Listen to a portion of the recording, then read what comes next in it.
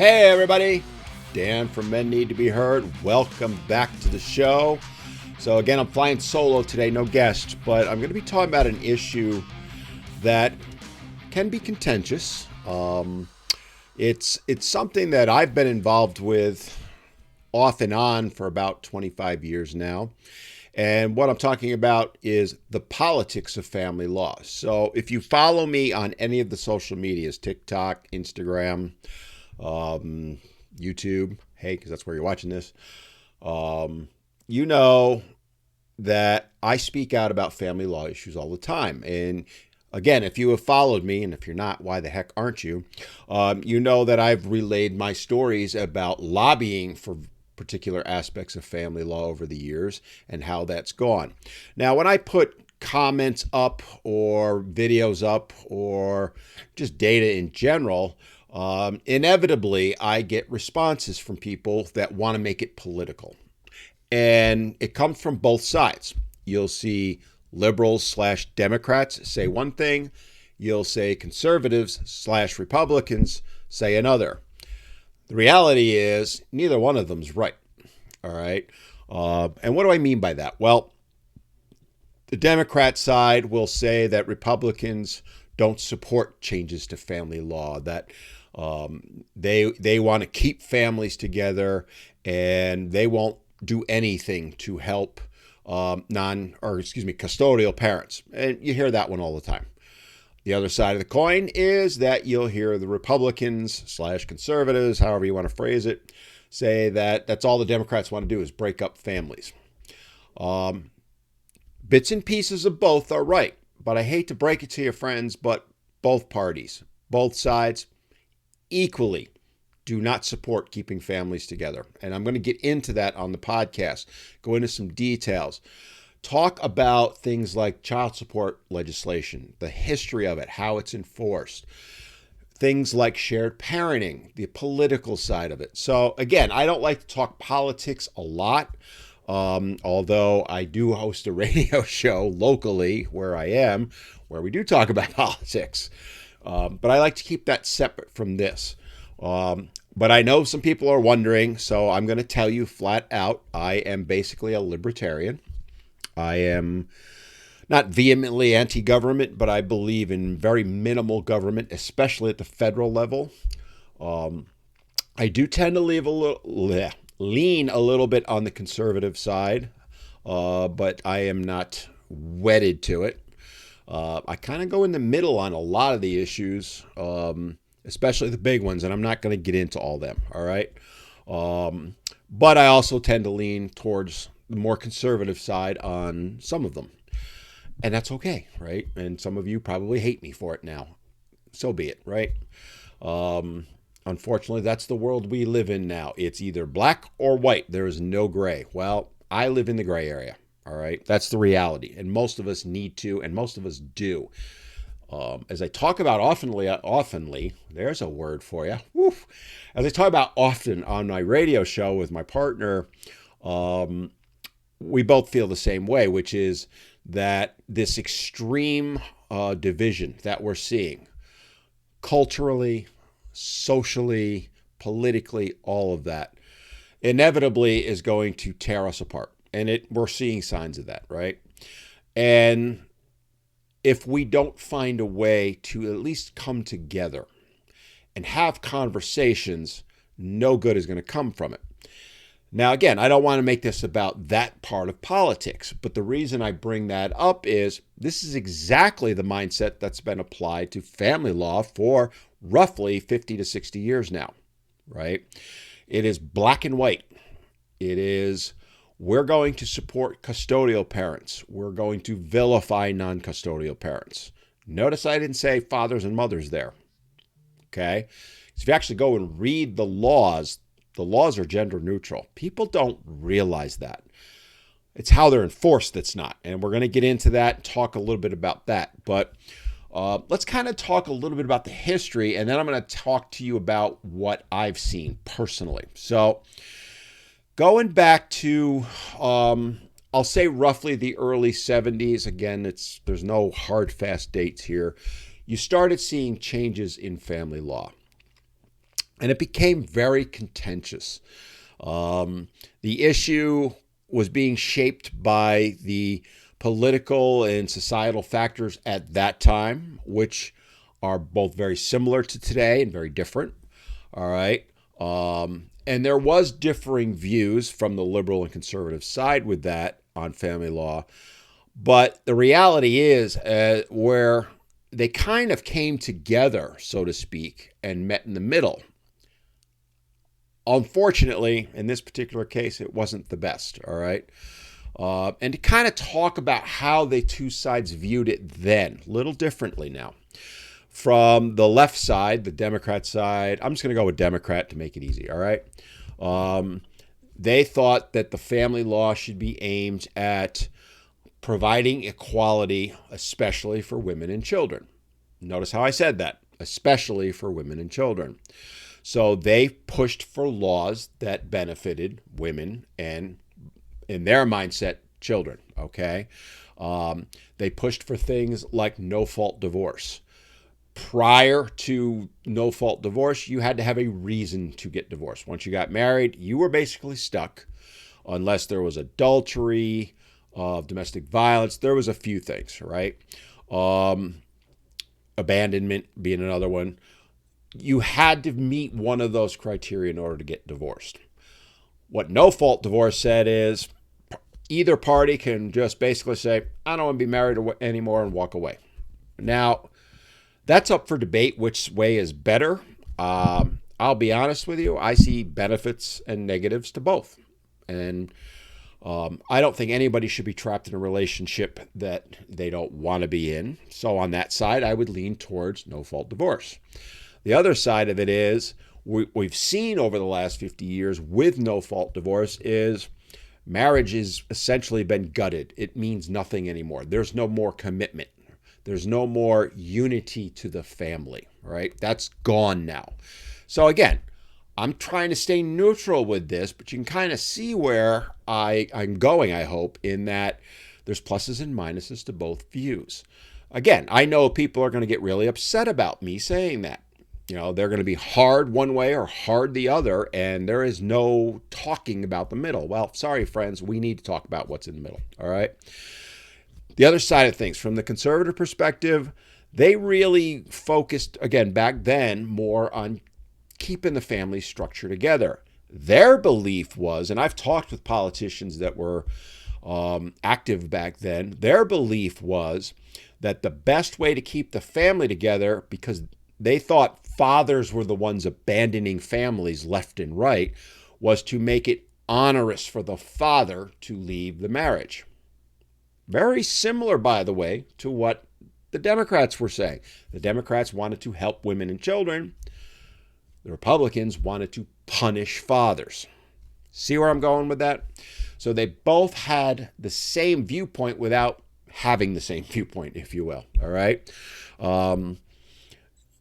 And again, talking about the divorce itself, the conservative side, the Republican side, they wanted to keep it somewhat difficult.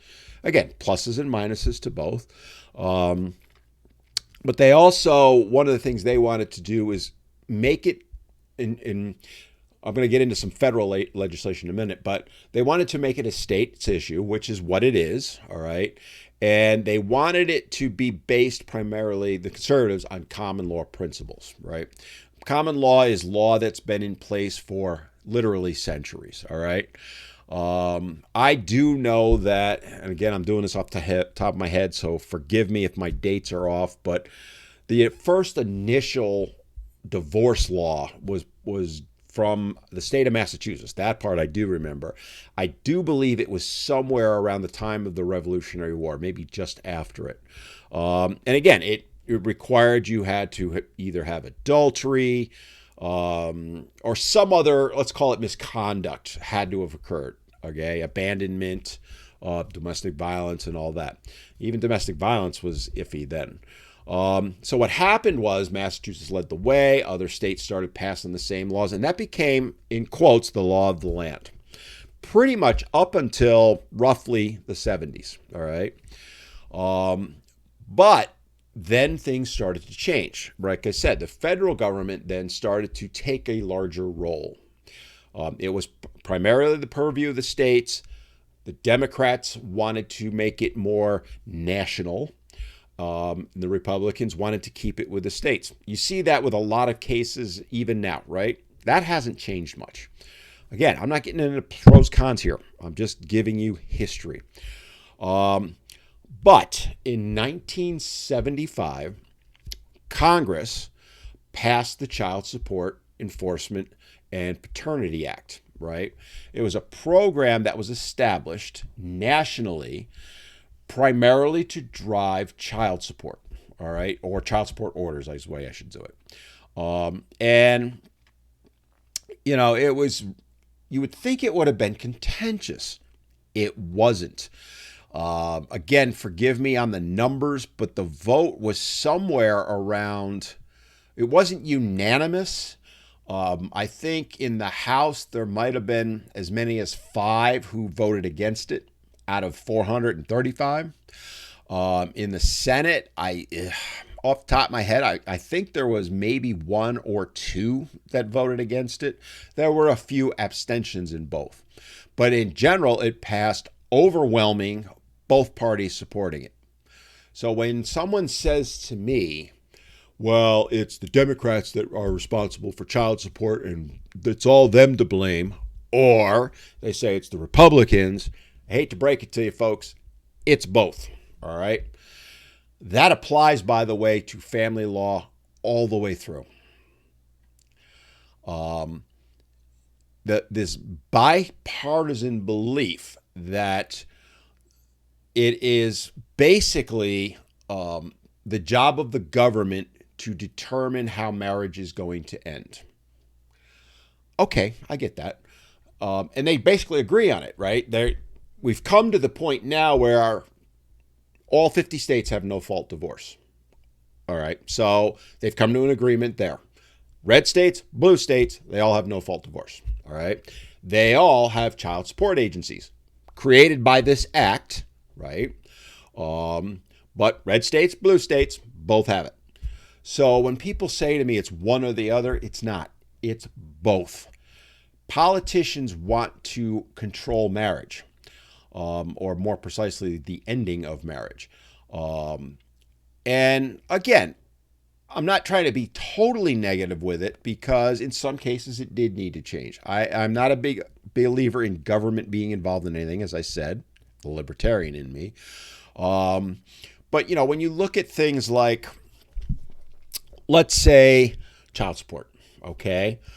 Both sides believe that non-custodial parents have a responsibility to financially support their children. I don't disagree with that, and I rarely meet someone who doesn't agree with that. But notice what I said there. Responsibility to financially support their children. That doesn't necessarily mean child support, because if both parents have responsibility for the children, they should be sharing the cost. Now, they would argue that, well, that's what we did with all the laws, but that's not what they did, and I'm going to get into that a little bit more down a few minutes, all right?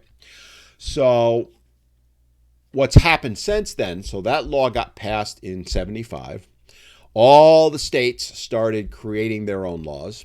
Now, part of that law and subsequent to that, they put in things like incentives for the states. So the states make money off of child support. They make a lot of money. And I do mean a lot of money. It's a cash cow for the states, right? They set up these child support agencies. Yeah, they cost a little bit money, but the amount, we're talking billions and billions and billions of dollars a year are brought into the states. And they get a portion of that. They get it reimbursed from the state or from the federal government. It's used to fund things like family court judges, family court judges' retirements. I could go on and on. Both parties support that. Take a moment and really think about that. Both parties support that. All right. By the way, there are people in both parties that don't support that. And I'm going to get into that in a little bit. All right. But in general, that's what created where we're at now. All right. This continued on from 75 on with the child support, the no-fault divorce. In the 90s, there was welfare reform. For those of you old enough to be alive then, that was a huge issue. Basically, it increased the enforcement of child support. It really started targeting very low income non-custodial parents and jailing them. It was already in existence, but they took it to a whole new level. Again, Republicans to be blamed for that because they were the ones in Congress. Democrats to be blamed because Bill Clinton was president. Bipartisan, all right? That's my point with this to start out, is that we have to take the politics out of it because neither party supports, especially non-custodial parents. So let me kind of talk a little bit about history from my perspective now. So if you followed me at all on social media or you followed the podcast, you know that I was an advocate for shared parenting. I worked with the New York State legislature, certain members of it, to help craft a bill. I didn't do it alone. There was many of us involved. But we got a bill proposed in 2004 and then 5 and 6, which basically was focused on shared parenting. So politically, again, I'm making this about the politics of it. You'll hear a lot of people say, when you look at shared parenting bills, it's not enough. It doesn't go far enough. We want it all. And I've talked about this before. In fact, the show I did with Jesse Sakavich a few shows ago about shared parenting in Iowa, we talked about that, right? The shared parenting bill, basically, in a nutshell, that we put together, and pretty much all the ones you see out there, basically, they come down to this. We want the presumption to be that both parents are fit, both parents are equally capable of taking care of the children. That's it. Then from there, if a judge wants to deviate from that, then he or she needs to simply explain why. It does not mean everybody gets 50-50 custody. The reality is, in 99% of cases, 50-50 exact is not going to work. And I know people are going to scream at me for saying that. It's not, okay? If it's exactly to the minute, and I know people who have tried it. Oh, my friends, I know a lot of people who've tried it. It never works out. It may initially, but over time, things are going to change, right? Let's say you have a 4 or 5-year-old child. What works then, 50-50, might be that child then goes to school. Now, how are you going to make that work? Jobs change. People move around. Other relationships are formed. Mom gets remarried, dad gets remarried, whatever. The kid goes to sports. The kid goes to, eventually middle school and high school. All of those things come into play. And when you have that, it's almost impossible to split it exactly 50-50. Again, the goal with shared parenting is not to say hard and fast 50-50. And there's a lot of guys that demand that and think that's the only solution. It's not. It's the starting point. And if there's nothing else you take away from listening to this particular show, take that to heart. It does not make either parent less or more. It's simply a starting point. From there, you look at the dynamics, and every family is different. So using my case, for example, I had a very contentious first divorce. I fought for equal custody, right? In the end, I got initially, because things changed, but initially I got the standard order. It's the same order that's used in almost every state. It's the same order that's been used for 50 years, pretty much. And that order is mom gets custody, dad becomes a visitor, dad gets 2 weekends a month, 4 days, and what I call pizza time, which is one night a week for dinner for a couple hours. There is literally nothing legally that's based on. Nothing. It was basically thought up out of thin air, and it became the de facto standard. And if you go for a divorce now and you talk, as a guy primarily, you talk to your divorce attorney, if they're any good, they're going to pretty much be honest with you and say, that's what you're going to get. Are there exceptions? Yes. Has it gotten better? Yes. but that's the reality. So when we were going to the New York State Legislature, we were bringing this up. And this is where I want to get into the politics of it. So again, we're trying to get a shared parenting law together. We're trying to make it equal to start, make adjustments from there, right? Mom is on business trips 3 times a year for a week. Okay, dad's going to take care of the kids instead of a babysitter. Things like that. You adjust for that. And again, it's not perfect, but it's better than what we have now, where it's basically, if you think about it, you get 2 days, 96, or 2 days on 2 weekends. It's 96 hours plus another 8 hours during the course of the month for pizza time, as I call it, which is roughly, off the top of my head, I think it's around 15% of the total number of hours in a month. Not equal, right? And by the way, if you look at the law, right, there's no, as I said, there's nothing in that, and there's nothing in the law that says mom's going to get the kids or dad is, right? It's all gender neutral. They were smart in that perspective. But as we were going through the shared parenting, and I was meeting with representatives from both parties. So at the time, this is in the state of New York. It's changed. At the time, New York was divided legislatively. All right. We had a Republican governor, George Pataki, who was the first Republican governor in a while. Prior to him was Mario Cuomo. But New York at that point was, I'm not going to say evenly split because it wasn't, but it was legislatively fairly evenly split. All right. The Senate was in control of the Republicans. The Assembly was in the control of the Democrats. The bill that we got proposed was supported by members of both parties, introduced by members of both parties. All right. Because in order to make things work in New York State at that time, you had to get a Democrat to support it in the Assembly or introduce it, and you had to get a Republican to introduce it in the Senate. Otherwise, the bill was going nowhere. And by the way, still applies now. States have changed a little bit, but I now live in North Carolina, right? So North Carolina, up until recently, was purple. Now it's shifting red, but you needed support from both up until recently, right? Most states are like that. There's California, New York, those states which are super majorities blue. States like, well, North Carolina, where I live, is now super majority red, although we do have a Democratic governor. But when we were trying to get the bill put in, we had representatives from both parties being sponsors. We then went around, and this was at the time I was a member of Fathers and Families of New York. I was the secretary, so I was one of the officers. We put together a campaign. And one of the things that we did was we started actively lobbying.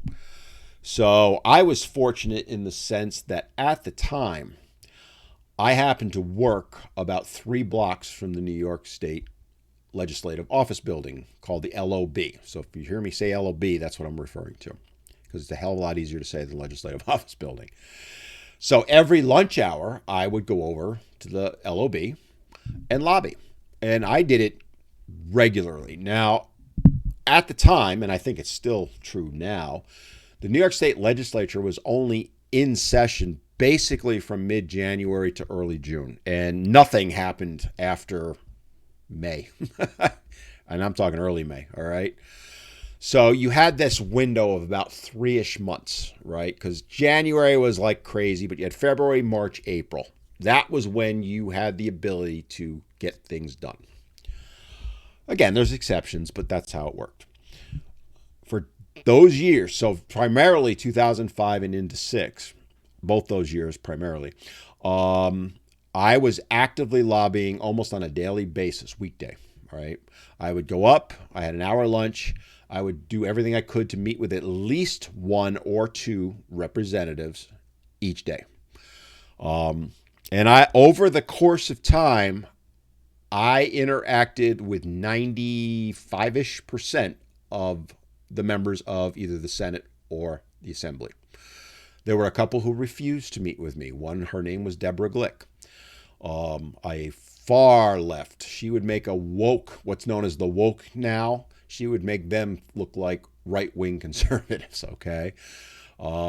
She was very anti-men. Her staff was extremely anti-men, to the point when I actually walked in her office and said, hey, I'm Dan. I'm from Fathers and Families. I would like to set up an appointment to meet with Ms. Glick about the bill, shared parenting bill, bill number, blah, blah, blah. Her staff told me to get out. No joking. You need to leave. I just want to set up an appointment. You need to leave. I'm just asking to set up an appointment. We're calling security. We feel threatened. That's literally how it went, okay? So, of course, I left because that was never the objective.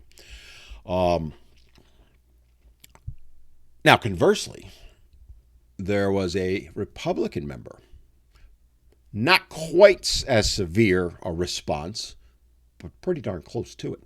All right. So that's why I said I didn't meet with everyone, but I met with most of them. And I've talked about this and shared this before, and it blows people's minds when I say this. Over the course of my lobbying, over the course of my the other members of Fathers and Family, and there were other groups lobbying and all that. As I said, we all met with the representatives, many of them multiple times, but we were tracking, right? So we were looking to see who was going to be supportive and who wasn't.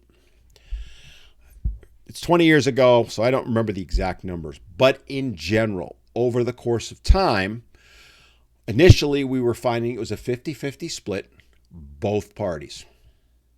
Let that sink in for a moment. Roughly half of Democrats supported the bill. Roughly half were against it. Roughly half of Republicans supported the bill. Roughly half were against it. So we had our work cut out for us, right? Now, at the time, and I don't think that's changed, New York, I'm going to round the number, had roughly 150 members of the Senate and Assembly. So to get the bill passed, you needed 76. We started getting to work. We rolled up our sleeves. We were close, right, at that point. Because like I said, it was about 50-50. We rolled up our sleeves, got to work. Lobbied. Over the course of time, and one of the things we were doing, and by the way, if you're a proponent of shared parenting, if you're a guy listening to this and you want to have it in your state, this is one of the most effective ways to do it. You got to pick up the phone, reach out to the Assembly, Senate, whatever you call your houses, legislature, and start making noise. And that doesn't mean be rude or mean. That's going to backfire. But what you need to do is say, I want to meet with you, right? Make trips to your capital. And I realize sometimes they're hundreds of miles away. I was fortunate. I was 3 city blocks away, all right? But even now, where I live in North Carolina, if I were going to lobby, and I'm going to be, I would have to go to Raleigh. That's where our state capital is. It's roughly a 2-hour drive away. It would take an entire day for me, but if I'm looking to get a law changed, I'm willing to make that drive. The truth is, most guys won't, right? That's why we can't get anything changed. But anyway, so going back to it, we started lobbying. Over the course of time, again, this was months, actually a couple of years,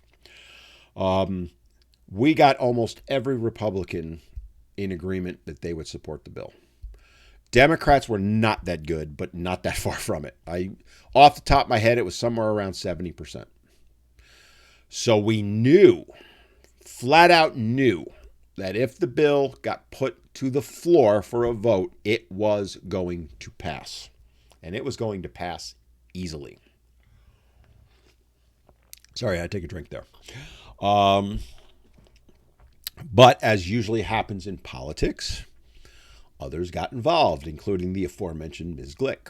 So the way New York State works, much like most states, in fact, probably all states, when a bill gets introduced, what they do is they say, here's bill number 1, all right? They put it out for a period of time. Then other members can co-sponsor it, right? So I put in a bill, Dan's bill, right? Bill number 1. Joe can go and say, yep, I'm going to sign on to Dan's bill as a co-sponsor. Jane can do it also.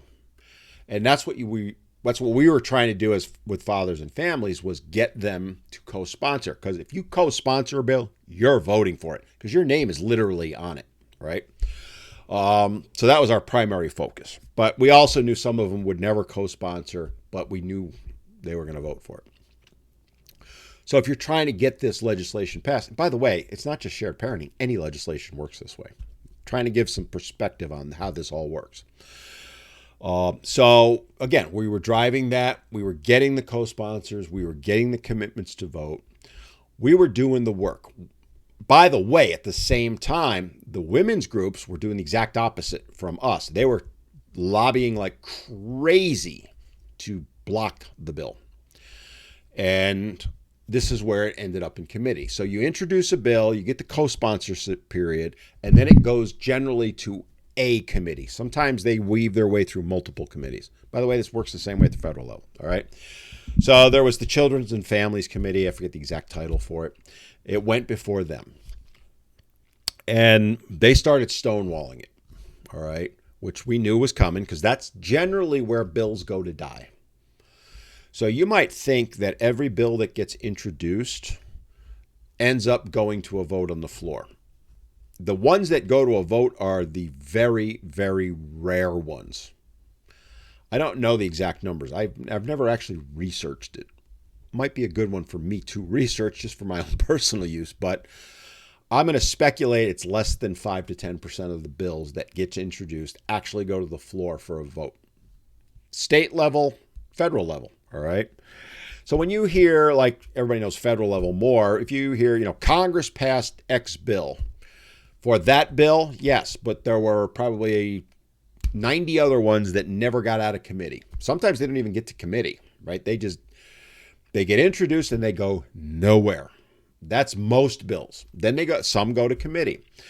Now, what we were doing is driving it, right? We want this out. So we're putting pressure on. Let's get it in committee. Let's get them talking about it. And that's what we did.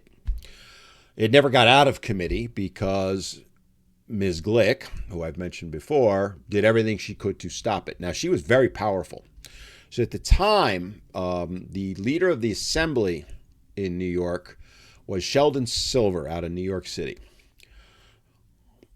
Not to show my true colors, but he was one of the most vile, despicable men I've ever met. And I did meet with him. He ultimately went to jail for his corruption, just to give you an idea. But Ms. Glick and him were like this, all right? For those of you just listening, my hands are together, right? They were best buddies. And so she had a lot of influence. Again, she was very anti-male, which tells you something about family law, right? Because if the law is supposed to be gender neutral, what does it matter whether she likes men or women, right? Or favors them, I should say. But it kind of gives you an impression, right? So she stonewalled it in committee. There was another member, Carl Heastie, who, oh, by the way, happens to be the majority leader in the Assembly of New York now. He was very much against it. And there were a few others. But again, had it gotten to a committee vote, it was going to be damn close, but we thought we could get it out. The problem that happened, though, was both parties started wavering in the committee, both parties. Because, again, the dirty little secret of politics is money. So when you look at things politically, and again, I'm using New York, but this applies everywhere, the party in power controls the pocketbooks for the legislature, all right? So the top people, let's use right now, for example, all right? So McCarthy in the House gets the best office. He gets to pick who gets what offices, right? And there's a pecking order and all that. Same thing with Schumer in the Senate. He gets the best office, the best budget, and then there's a pecking order underneath that. So where you fall in that pecking order, if you're trying to move up in the pecking order or get a better office or get more funds to run your office and all that, you got to please the powers that be. So it's not about what's right or wrong. It's about money, essentially, and power. So again, both sides started wavering a little bit, and it never went to vote. And that's why the bill never passed in New York at that time. The bill's still out there. It's not the same bill number, but I just checked a couple of weeks ago because I've reached out again to my former comrades at Fathers and Family and reconnected with them just to see what's going on. But there's a shared parenting bill in, right? As there is in every state except the states that have passed it, one of them being Kansas. So again, it was primarily a Democrat, too, that stopped it. But the reality was that had the rest of the committee put pressure on, they could have gotten it voted on. They didn't. This was on the House side. The Senate was waiting to see what the Assembly. The Senate was waiting to see what the Assembly was going to do. So again, that talks about the politics of it. Had it gotten out of committee and gone to the House floor, the Assembly floor, it would have passed. Then it would have gone to the Senate. We were, again, fairly confident it was going to pass out of the Senate. It might have gone to committee there. And then the other side of it is that, the bills they're normally not identical. There's variances and then they negotiate. Again, I'm talking about the whole process. I'm trying to keep this as simple as I can. But the Senate would have passed it. And Pataki was already on board. He was going to sign off on it because the argument we were making. So I said all of that to kind of give you perspective for what I'm about to say. So again, we had bipartisan support. And the argument we were making is, one, both parents should be equally considered fit unless proven otherwise. Who's going to argue with that? And there are people that will, by the way. All right. Oh, it's not in the best interest of the children. By the way, just quick side note here. Go look for an actual legal definition of best interest of the children. You'll find nebulous stuff out there, but there's nothing definitive. And why is that? Because they don't want to define it. Because it gives them an out. It gives the judges an out. Right? Keep in mind, who is primarily makes up the politicians in this country? Lawyers. Who makes the most money from divorce? Not mom, not dad, the lawyers and the states. So again, they're not going to put something specific in place that's going to hurt them. But we were making inroads on shared parenting. We had companion bills, as they're called, to change child support enforcement and some other things. But we were focused on, let's just get one bite of that elephant, so to speak, because that was our mascot, right? So it was Fathers and Families in New York. Our mascot was Fafney the elephant, right? I actually bought a costume. I walked around the legislative office building, literally dressed as an elephant with a Fafney shirt on that said on the back, support shared parenting, whatever the bill number was, right? So we called it the elephant in the room. And the argument we were making is, look, in the 70s, you guys, the federal, passed that Child Support Act. Both parties supported it. What we're seeing is, instead of reinforcing families, it's splitting them apart. And they knew it at this point, right? We're 30 years in. The data was unequivocal. Families, divorce rates skyrocketed. Child support enforcement exploded at that point. There was a host of issues. The data was coming out that children of divorce were really suffering and all that. So we were just hammering these points home.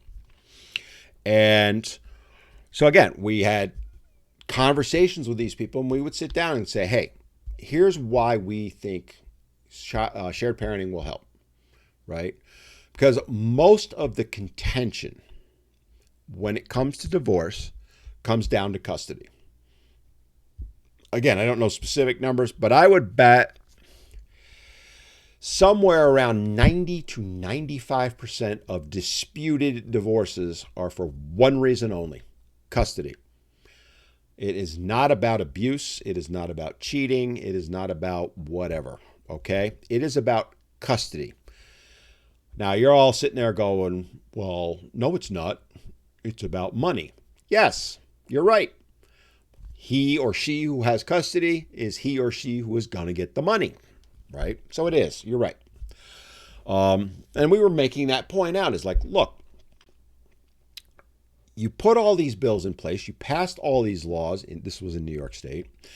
And here's the result that's happening from it. And when you sat down with them amicably and had a conversation, again, I'm circling back to what I was talking about before, the way we are now, where it's black or white, left or right, red or blue, nothing in between, right? We went into the gray area. We're like, look, we get what you're saying. There are issues with children not being taken care of, and no, we don't want them to fall on the state. That was never an argument at all. Our point was, look, the way things are working, because they would always say to us, well, the law says, you're right. You're 100% right, Mr. or Mrs. Legislator. The law says this, but we all know what's in practice, right? Mom's getting custody, dad's getting 4 days on weekends and 1 night a week. And that's not right. And all the data is showing the children are suffering because of it. When we had these conversations, again, both parties, for the most part, listened. Not all. There were exceptions. And again, I don't want to dwell on exceptions. That's the other thing we live in the world these days, is the exceptions are the ones we focus on. So if 1 out of 100 is, the exception, that one becomes the entire focus of whatever argument it is. The other 99 are irrelevant. So we kind of were working from that premise back then, is to say, look, we know there's exceptions both ways, all right? We're talking about the average family, and here's the effect and blah, blah, blah. When we had those conversations with the legislators, as I said, most of them became very supportive. Some of them would silently support them. So I can think of at least 3 off the top of my head, and I'm not going to mention names because I think 2 of them are still in the legislature. I'll have to check that. They would silently support it. They were like, look, I ain't putting my name on the bill. This is literally how the conversation would go. I mean, I'm paraphrasing it, but it was pretty close to this. Look, Dan, I hear what you're saying. I agree 100% with you. There is no way I'm putting my name on that bill. I'm not co-sponsoring it. But if it gets to the floor, I'll vote for it. Again, political cover, because if they came out and supported it by putting their name on it, now National Organization of Women was going after them. And we saw that with people that co-sponsored. But if it goes to the floor and they're all voting on it and it's going to pass, they've got, quotes, political cover. Well, everybody else was voting for it, so I voted for it. They're not going to get hammered as much. They might, but not anywhere near as bad. I'm kind of trying to educate you how the whole political process works and why it's a big clusterfuck, because it is. It's a disaster right now. It's been a disaster for centuries. I mean, it might have been good in the 1700s, maybe the early 1800s, but, in the U.S., but anyone will tell you politics has been done this way for millennia, okay? But again, we were working from the premise of, look, we want to change one thing in the law. We just simply want judges to have to explain, if they're making a ruling and saying dad's getting 4 days a month, explain why. And if there's a valid reason, by the way, we're good with that. No problem. If the judge is going to go with that, quotes, standard order of every other weekend and 1 night a week, and he or she's got a valid reason, we actually were like, yep, that's fine. We're good with it. We weren't, but you get the idea, right? We wanted the judges on the record. That's really what it is. And that's where the opposition really comes from, politically. All right. So anyway, long story short, we never got it out of committee. It never went to the floor to pass. And that bill's still hanging out there in they change them every year a little bit. But I've read the Iowa bill that I talked with Jesse about a month and a half ago on the podcast was not exactly the same, but pretty damn close to the one that we worked on. I've read at this point probably a half dozen to 6 to 10 other states in this year alone looking for them bills. They're all basically the same verbiage, all right? But they're going nowhere.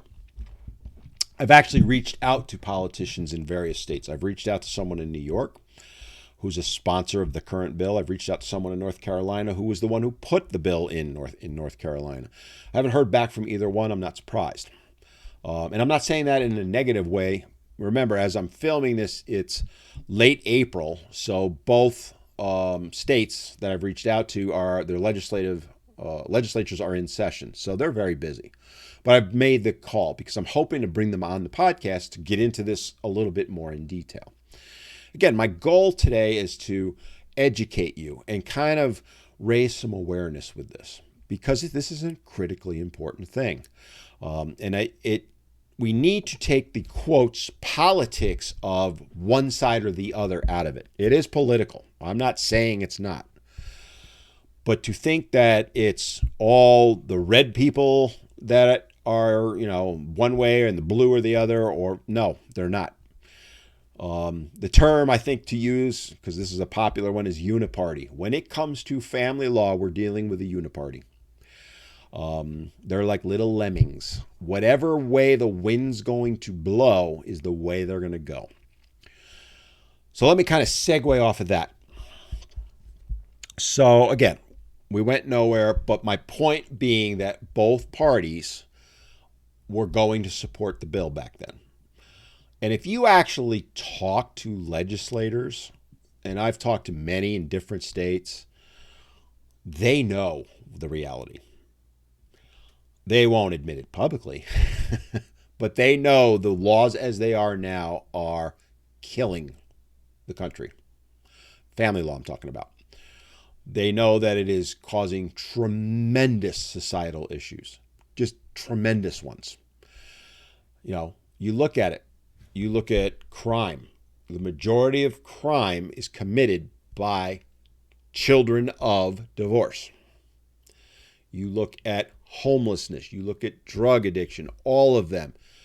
Again, not universal. Stop thinking that way. There are exceptions. But if you look at it, generally, that's the case. I mean, overwhelmingly the case. Add to it, you look at the divorce rate now. It has skyrocketed. And 80 to 90% of divorces are filed by mothers. Why? Because of the way the laws are enforced, not written. Pausing for effect here. Okay?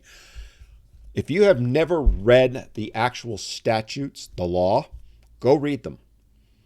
In your state, you can go look them up. What is the statute? It'll give you the number, the bill number. You can look at the history on it. You can look at how it became enacted, when, and what it specifically says. Actually read it. You will not find anywhere in there mother, father. You won't. All right? Divorce law, family law, all of it. It is 100% gender neutral. So when they make that argument, well, on our side legislatively, it's gender neutral, so you got to blame the judges. And I'm going to get to them in just a moment. All right? But the reality is they are 100% right in that, but they're also 100% wrong in that they wrote it the way they did and created more of an issue because they left too much space for bias. So let's kind of shift and change the dialogue a little bit, all right, as I pause for a quick drink. So, again, the law is gender neutral. It does not favor fathers. It does not favor mothers. For those of you that'll scream patriarchy, shut up. For those of you that'll say legally, the law as it's written, that it favors mothers, you're just as wrong. It doesn't. Okay? It's the way it's enforced, the way it's enacted. So, whether you thought they had the best of intentions the way the laws were written and looking at the history or not, we are where we're at. Okay? And we have been here for decades. When you see what has happened is these laws were put into place. And as I said, for example, the custody standard that got created out of thin air literally was made up, and that became the best interest of the children. We're going to let dad, because it's overwhelming, mothers get custody. We're going to let dad have his children, for 48 hours every other weekend and a couple hours every week. That's it. That's in the best interest of the children. And when you go looking at studies, data, any of that support that paradigm, you will not find any. Not reputable anyway. You'll find media stories supporting it. There are loads of BS. There are loads of shit, right? So again, the laws were put into place, gender neutral, and then the judges got involved. The legal system got involved. The Bar Association got involved. So again, let's start looking at it politically, but now we're going to also include a couple other things. So the judges then start enforcing the law as they are supposed to do. And by the way, let me state right now, I truly believe this. Some of you are going to get mad at me for saying this, but I believe most family court judges do so, or, most of them are elected. They have the best of intentions. But then reality hits them, especially if they win. So again, I'll use New York because I'm very familiar with that. And it's the same, by the way, in most states. Family court judges are elected. So in New York, unless it's changed, it was for a 10-year term. So what you would find is, Joe attorney decides he wants to become a family court judge. So he throws his hat into the ring and runs and gets elected. He's got a 10-year term. They're going to then go to training. And again, they may be very well versed. Most of them are divorce lawyers that then move on to family court judges. Some are not. But they know how the system works, right? They have to. But then they start getting training and all that. But behind the scenes, the other thing that's happening is they're getting told, dude, watch out for the women's groups. They're getting told, you don't want to be the judge that doesn't grant a restraining order. And then the guy goes and kills his wife. Do you? Or they get told stories of where the judge didn't grant a restraining order and that scenario happened. Or they gave custody to a mother who then went and, offed her kids. The judge gets named. The last thing a judge wants is his name in the paper regarding that, right? So they're going to look at what's their best out. Again, they've got wide-ranging ability to make the decisions, knowing full well that as long as they don't use the wrong verbiage, okay, they're going to be within the law because the law is gender neutral. They also know that if it goes to an appeal, the chances of their ruling getting overruled, are slim and none and slim left town. All right. I tracked this in New York, again, about 20 years ago. I tracked in a couple of years of data. Actually, it was 3. We found 3 cases in 3 years that got overturned. And all they was done with it is Supreme Court in New York threw it back to the court and said, this was wrong. Here's the legal reason why you need to fix it. So that's the other thing you don't often know, most people don't know, is that when you appeal, if you don't have a legal reason, in other words, the law that they're supposed to be following was not followed, your appeal's going nowhere. Writing an appeal saying, well, the judge did this and I don't agree with it and I'm a fit parent, they don't give 2 craps about that and they're not going to change it, all right? Again, political, but legal. So, again, talking about family court judges, when they are elected, they're going to go through all that training and then they're going to start making rulings. And the thing is, if you actually go sit in family court, and I've sat through many sessions, not just as a plaintiff or respondent, but as an observer. I would go and support guys going through their case. I would go and just watch. And I've talked about this before. One of the best things you can do, if you are, whether you're man or woman is irrelevant, but if you are a respondent, so your spouse files for divorce, puts the case into family court. Go observe before you have to do your case. Just go in, sit, and majority of the time you can, unless there's certain cases they will empty the courtroom out, adoptions being one. There's a few of them. But you can sit in the gallery and listen. You got to keep your mouth shut. You can't get involved. You can't show emotion. You just got to sit there. you will get educated. And it's one of the best things you can do for yourself, so that when you walk in the courtroom as the plaintiff or respondent, you know what you're walking into. One of the biggest mistakes I ever made was the first time I went into family court, I thought it was going to be like LA Law or Law and Order or any other legal TV show, Perry Mason. It is nothing like that. All right. Let's get off that sidetrack. So again, the judges are given a wide discretion. They hear your case. They are then going to apply the law to the case. Now, most people think that it's like criminal court, beyond a reasonable doubt. There is no such thing in family court. It's preponderance of the evidence, which means, in a nutshell, and some of the lawyers are going to jump on me for this, is whoever the judge believes more. That's really what it comes down to. And their biases and the things that are influencing them are going to come into play, like it or not. So again, it's political. People might think, oh, that's not political. Yes, it's very much political, because you have, for example, now, who I talked about, lobbying these judges. Now, you're not supposed to influence a case, but hey, you mail something. I actually had a family court judge tell me this. He would get mailings with clippings of bad events that fathers did, literally delivered to him, his office, plain envelope. And normally they don't see them, right? They have their clerks, but don't think they're not hearing about it, right? So again, their whole goal is to not get their name in the paper, number one. And then eventually when they come up for re-election, again, in New York, it's 10 years,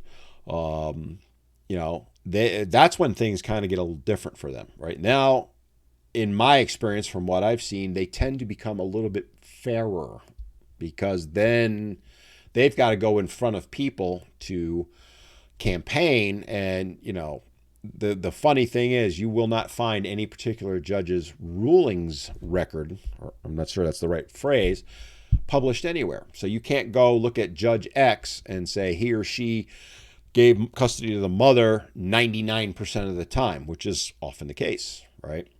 What you can find is data on the overall. But what they've got a campaign, imagine if that data was out there, fathers would have a field day. You just hold up a sign.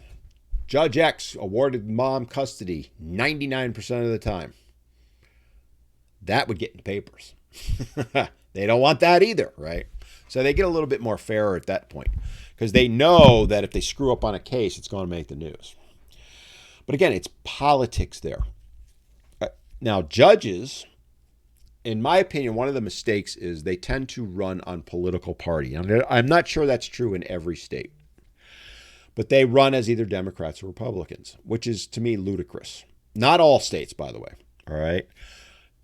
My opinion is a judge should be neither a Democrat or Republican as far as on the ballot. Obviously, in life, they can be whatever they want, and they should be able to be whatever they want. But that has no bearing in it.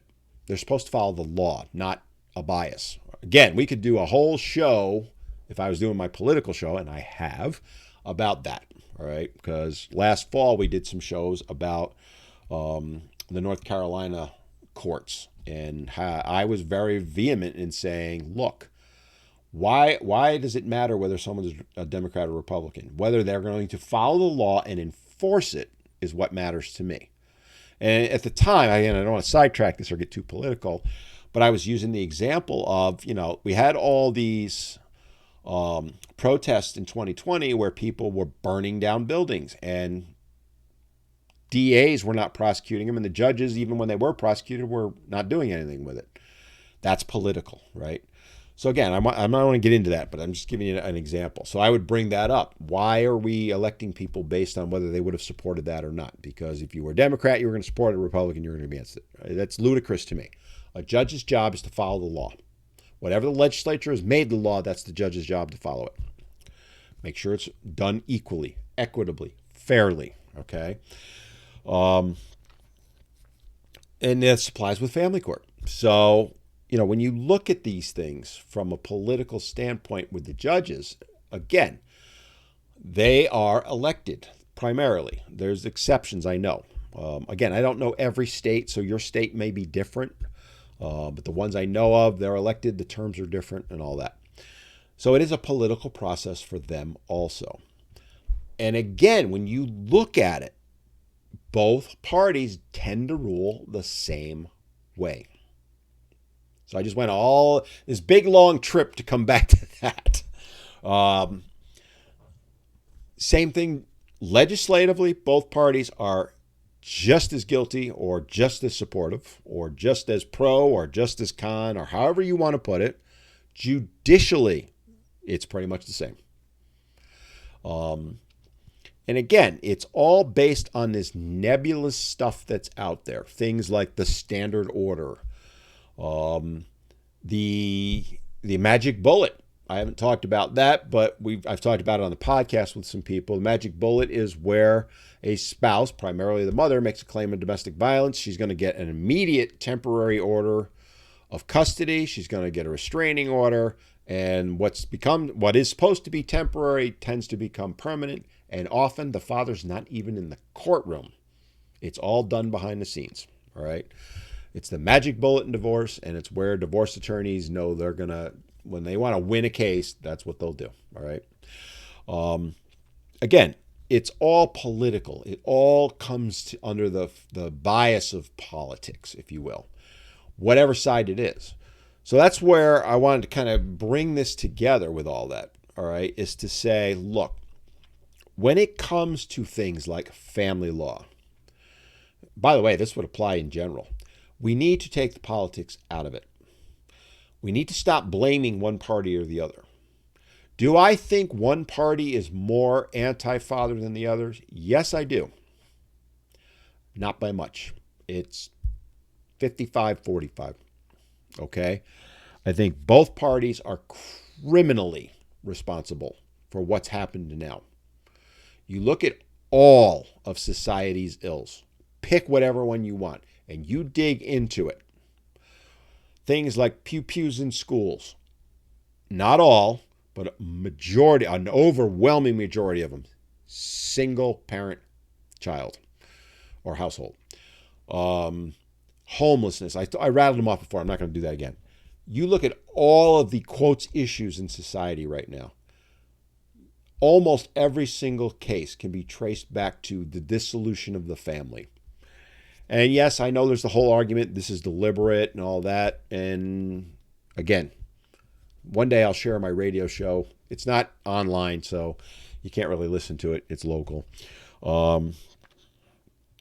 I go into that right, on that show. I don't want this particular channel, what I'm doing here, to be influenced by politics. In fact, I want it the exact opposite. And that's the whole point of this podcast I'm doing right now, this show I'm doing right now, is to say we need to take the politics out of it.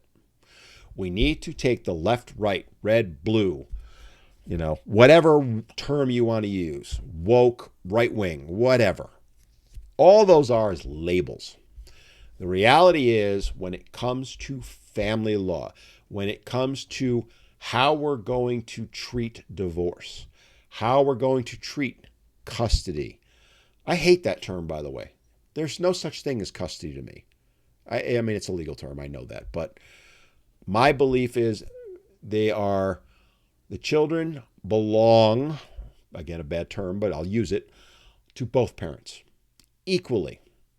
Both parents are fit until proven otherwise. And when I say proven, I don't mean preponderance of evidence, overwhelming evidence. If one parent is abusing a child, prove it. You can't go by hearsay, which is the standard right now. He said, she said. If we take the politics out of it, we stop going to the two extremes with it and sit down and start having conversations. This is my solution now. This is where I'm kind of morphing off. If we want to fix this, I don't care whether you're on the woman's side, the father's rights side, women's rights, whatever. Neither side is going to win. They're going to lose. But far, far more importantly, the biggest losers are the children. Huge. There is no debate on this. And we need to take the politics out of it. Now, I will freely admit I take shots at women's groups all the time on my social media. Rightfully so, right? I point out their hypocrisy because they say they're doing it for the children, but in reality, when you look at the data, everything they want is a negative for the child, right? I could, again, go off on that. Let's not go there right now. We need to sit down. We need to take the politics out of it. We need to have conversations. What we have now not only is not working, it's an utter, abject failure. There is no other way to put it. If you're grading it on a score of 0 to 100, I would give it about a negative 10,422,000, blah, blah, blah. It is that bad. What we have in place, whether you want to look at the laws, whether you want to look at how they're enforced, and by the way, I haven't even gotten into, we just talked about the judges. We haven't gotten what happens after the judge rules and the enforcement there. The utter lack of enforcement on visitation violations, and hey, we'll throw the non-custodial parent in jail like that just cause. Oh, you lost your job, Mr. So-and-so? Oh, you're not making the $100,000 anymore? Too bad. Go to jail until you come up with the money. How's that fair? That's not based in any kind of sane reality, right? Perfect example, just to kind of highlight that a little bit more. In New York State, you as a non-custodial parent are required to pay for college. You go in front of a judge and you say, I don't want to pay for my kid's college. The judge is going to go, too bad, so sad, you're paying it. And they'll give you a number. If you're married, both parents can sit there and go, we ain't giving a cent to the kid. Perfectly fine. Ludicrous, right? Double standard. Why are divorced parents, and by the way, the custodial parent can get stuck too, right? If both, let's say, for example, they're a divorced couple, but mom and dad both say, no, we're not going to pay for the kids' college, it could end up in court and they're going to get forced to pay. And I know some of the lawyers go, oh, that's not, yeah, it is true because I lived through it, all right? Conversely, though, if you're married, happy little marriage, little Johnny or little Janie's going off to college, and, you're struggling to make ends meet, as in the economy we're in right now is tough for some families. Hey, little Timmy, I'm sorry, we can't pay for your college this year. They'd be fine with that. Nothing legally can be done about it. It's the absurdity of the situation. So again, we need to have a conversation. We need to step away from the politics. We need to look at what is working, which is very little, and address it. And address it calmly, address it based on facts. There should be people from mental health involved. There should be the legal system involved. There should be fathers, mothers involved. The average Joe or Jane. People like you and me. Because we're the ones that have to live with it. We're the ones who are seeing what it does to our kids. Educators would be another one I would throw in, although right now the way the education system is, that's another clusterfuck, but I don't want to go there. Until we're willing to do that, we're going to see what's happening continue on. And no one benefits from that, most especially the children. Again, I could do another hour just on this, but I just wanted to kind of wrap the little bow on this with that. So tell me what you think. So, and by the way, as long as you're respectful, you can tell me I'm full of shit. All right. You could say I'm completely wrong, and so I'm okay with that. But show me why I'm wrong. You want to disagree with me? Don't tell me I got no hair. Don't tell me I'm missing part of my eyebrow because, well, I had surgery for cancer and it got removed. Part of it got removed. I don't want to hear it. That accomplishes nothing. I'm joking with this stuff because literally every single day I hear those two arguments. You're bald. Why should we listen to you? You're old. That's another one. Oh, you're missing half your eyebrow. So nothing you say matters. Come on. But if you want to come at me and say, look, here's what I think. Here's why I think it. Here's some data to support it. I'm all for that, right? Let's have a conversation. That's what I want to have happen. I don't propose to say that I am 100% right on everything. In fact, I'd probably argue I'm wrong as much as I'm right, all right? But in the end, I care about three things. Number one, the children. I want what's best for all children. Boys, girls, whether they're divorced parents or married parents or whatever. They are our future. They are number one. I care about the mothers. And I know I fight for fathers, I fight for men, I fight for boys. But I genuinely care about the mothers too. I did a video recently where the mother was ordered to pay support and given the standard order, and she was crying about it. And a lot of guys are taking shots at her saying, haha, now you know what we go through. No, I don't agree with that. She doesn't deserve that. I feel for her, all right? Again, it's about the child, the mother, and yes, the father, okay? Because the way it works right now is not working for any of those three parties when it comes to family law. It doesn't. Well, there's two. They're the only people that benefit from the existing paradigm, the existing way it's done, is lawyers. They're making billions upon billions upon billions of dollars a year with divorce, family court. It's why they stir up the emotions. David had talked about this. He's a divorce lawyer a couple months back on the podcast. I've got someone else coming on in the very near future. She will point blank tell you it's a cash cow for lawyers. They know exactly how to manipulate people to get them fired up to fight because they know they're going to make, well, hundreds of thousands in many cases of dollars off of a case. As one lawyer said to me 15 years ago, if I get them stirred up, and I'm paraphrasing what he said, but basically we will fight until they run out of money, and then it will settle like that. That's what happens. Got to remember, they see your financials. They see both sides' financials because Discovery, it's shared. Don't think the lawyers aren't going, okay, they got $300,000 in the bank. When it gets down to $299, it'll settle. Now, I know every lawyer is going, no, that doesn't happen. Come on, Dan. That's not fair. Bullshit. I've seen it over and over again. All right. When the money runs out, they'll both say, all right, we got to settle. All right. That's who benefits, and frankly, the government benefits, right? Because, as I said, the 75 Child Support Act basically created an incentive for the states to create divorces, create, child support orders, create enforcement of those child support orders, and then they get money from the federal government, which, oh, by the way, it ain't the government paying it. You are. It comes out of your tax dollars. Imagine how much we could cut taxes if we got rid of all that. Come up with a fair, equitable solution. Not hard and fast, like I talked about shared parenting earlier, starting with 50-50, but not saying it's exactly that every single time because that does not work.